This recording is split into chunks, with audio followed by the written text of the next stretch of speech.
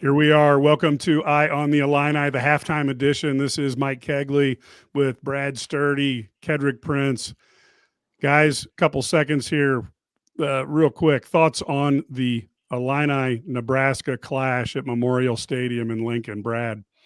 No, I mean, Illini offense has looked really good. I mean, they've moved the ball extremely well. I think their big issue has been obviously the fumble, the turnover led to points, and then a bad call took the ball away, and that's a really game changing call because the reality is that if Illinois had gotten that, been able to run out that clock and score it like a field goal, even if they get the 15-yard face back. Now you're in a situation where you have the ball, you score, you got the lead, and you get the ball to start the second half. Now you're down 7, and you get the ball, and you got to score. Yeah, I'm just a little bit. I mean, to me the turnover hurt. That was bad timing because they scored on it. I think another key possession when they went forward, and Zakari Franklin has great hands. Even he should have caught the pass. I mean, I don't think he would have got a first down, but I thought that was huge. And then you come out, and then you give them the ball. Well, they score with that. With a few seconds left to go in the half. Their receivers are huge. They're just really, really big, and they're in the game. I mean, and it's a game that I think that they can win. Another complaint. I just, Brad, before you got on, we were talking about just having, I think Fagan's a great athlete. I just don't want to see him out the middle. They have to find ways to get him to run the ball. He's a little bit quicker than what people think, but just running him up the middle is too predictable for me. Yeah, I think there's some things to work on. Obviously, I think the refs have had an interesting evening. There have been a few calls here and there that you just kind of wonder about, but overall, that last one was a big one, and the Illini are going to have to figure out a way to overcome. Brett Bielema is going to have to decide that we're not going to get too upset and move forward on this. They can't be looking backwards. They got to be looking at the second half. So let's go to what we were talking about today. The Illini men's basketball, the conference schedule came out for the Big Ten. Brad, did anything jump out at you when you took a look at this the first time, and anything, any thoughts come out at you? Well, the early games, I think, you're at Northwestern, Wisconsin. Those are both games that I think are winnable. Wisconsin at home and at Northwestern. And they're games that, probably should win, in all sincerity. And so your December games are good. I like that, having a good start. And then you go west. Well, I like the West Coast games. They're on break. It's when the students are not going to be around at Oregon and Washington. So that's a good thing. And then the other thing I thought was interesting is there's a couple of tough little road trips going at Rutgers and then coming back and going to Minnesota. I think that's a tough little double. Rutgers obviously going to be tough with their young guys that are so talented. And I think then you go to Minnesota. I know they're not great, but that's the kind of game that you could actually win or lose because of that. So I think that's tough. And then I think at the end of the year, you've got that Purdue game that looms large, maybe for the Big Ten title. Well, for me, I'm going to break it down a little bit different. The first thing I look at was the away games and track games. Illinois doesn't play well at Penn State. They don't go to Penn State. Maryland has owned Illinois. They don't go to Maryland. And they don't go to Iowa, which is also another place. Granted, they went to those places last year, but those are tough places. I look at right away the home schedule and some of those teams that I'm not saying that those teams are like typically I'll use Maryland, that they could possibly win the Big Ten. But having said that, not having to go there and play them is big because Illinois has struggled with them, since Coach Underwood's been there.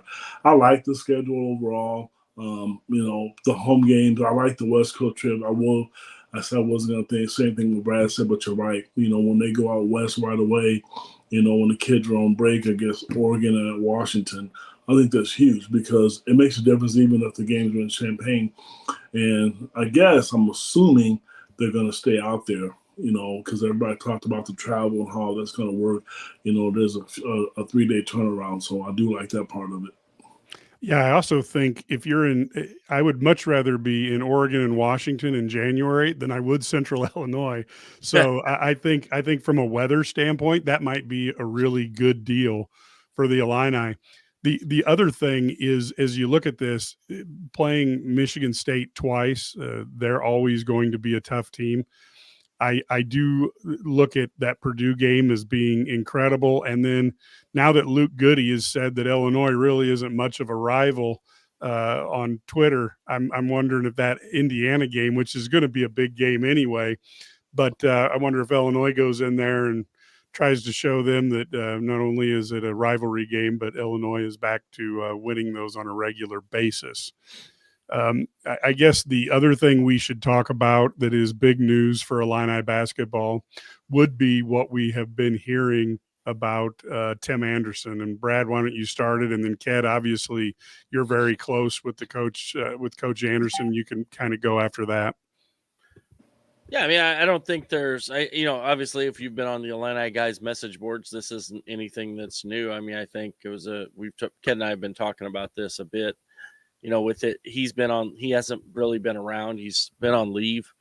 Now they just announced it. We know that, they've got a replacement in there for now, a temporary replacement. So, yeah, I think that in this case, Tim Anderson and Illinois are not kind of seeing eye to eye. Tim's having a tough time with some things on a personal level, trying to work through things from, his own, mindset and how that's going to work out. And, you hope that somehow they can figure it out, though, because he's a valuable piece to this coaching staff and this university, and hopefully they can figure something out. But right now, it doesn't look very promising. No, it doesn't, and I do too. I mean, Tim's a huge asset. When you look at recruiting, my favorite thing about Tim, he's always told me when he really, really wants a guy, he would always challenge me and say to me, tell me I didn't go get him. He's really good. Tim's a very, very aggressive guy, and he's really good at selling players the vision. And if you're from the Chicagoland area, Tim is well connected. I mean, you go anywhere to a basketball bench in Chicago, I mean, it's hard to sit and talk to him because every, 2 feet, somebody's talking to him and shaking his hand. So that part's going to sing. It doesn't look promising. I'm not going to sit and lie to the people listening at this, but there's still a slight chance. Every time I talk to him, I'll throw up a couple percentage, chances, what are the chances? And he'll throw up that praise sign. So his heart's still in it, so that's a big sign to me. I just think there's a lot going on behind the scenes that we're just not allowed, able to say at this point. When he's ready to say those things with the university, so be it. But, it's kind of obvious, I guess, if you will. But he's a huge asset, and fans love him, and he loves the fans. Yeah, and I think, he's a guy who kind of like he always gets his man. I think that will be a difference. Brad, do you have any idea? I know it'd be total speculation, but how do you think the actual players will take it, being that, some of these guys were recruited by Tim and certainly, he's a big skills and development guy. I think the guys are a little bit, it's different things. They've asked him to come back. I mean, he's had guys texting him and saying, hey, please come back. I think the guys who recruited him definitely wanted to come back. And there's always going to be emotions. What Ked mentioned about what a great recruiter is, part of the reason he's such a great recruiter is because he does connect so well with people. And he's so good. He's a relationship-based guy. And so he has that. Now, here's the thing. Now it's a relationship situation that he wants to work out. So it's really something that's passionate to him.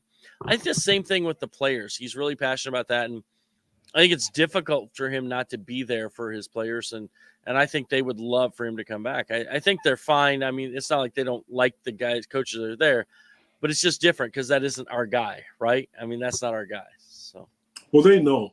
I mean, they've known. It's pretty obvious when a guy recruits you and he hasn't been there and he's not there. So he's talked to them, and kudos to the staff and to Tim. Tim has talked to every one of the staff members about the players.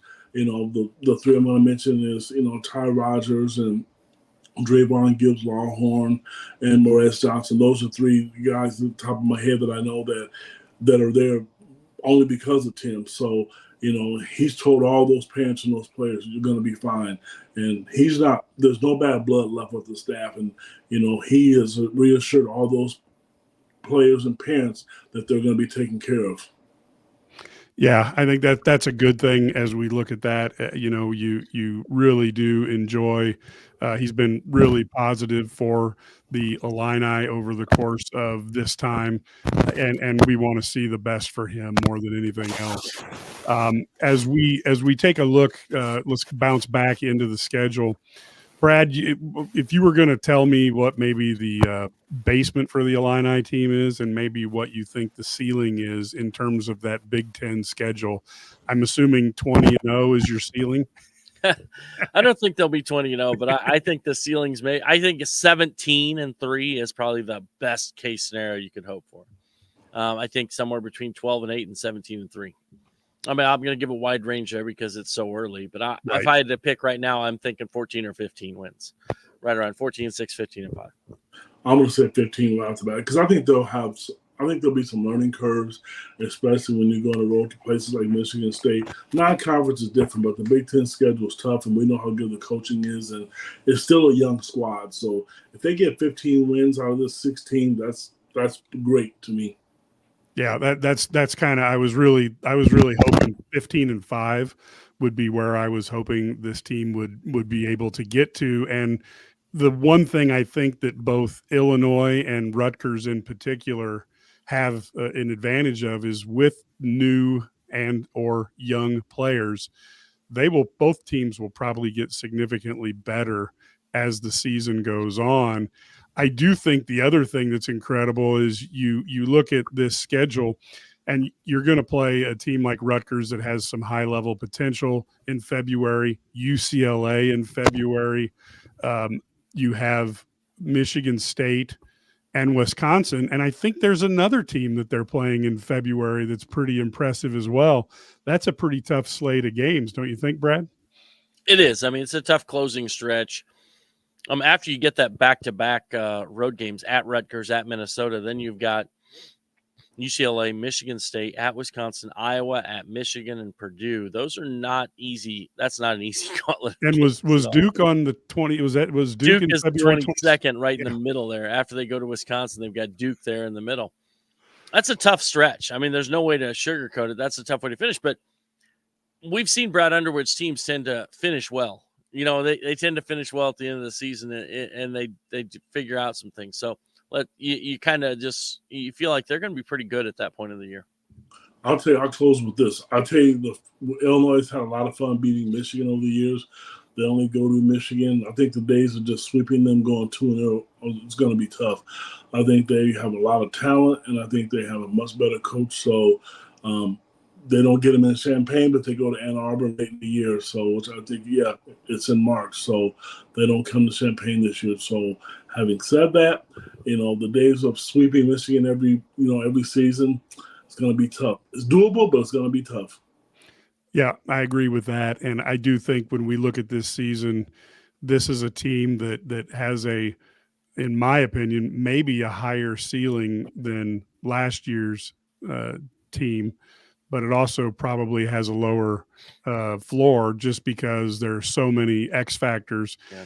Brad, is there any information, any updates on Ivisic and how that situation is going, or maybe even a comparison to what his brother went through last year? Well, his is a little bit different. He has to, it's amateur status. It's whether or not whatever he took money on, you know, it's funny. I mean, I know if you think about it, I have to make sure I didn't get paid enough. So when I come to get paid to play that I'm still an amateur. It's dumb. but that's the NCAA. It's the NCAA, so this is what we should be used to. But no, I think the issue is trying to prove that, you know, he was paid expenses and not, you know, over that or what, over a certain amount. And I think it'll work out. His brother, he started in October and he was cleared sometime in December. They started this process in July. So that should mean he's back before the season starts. But again, we're dealing with the NCAA. So we just don't know. We just don't know how it's going to shake out. And I guess we'll find out.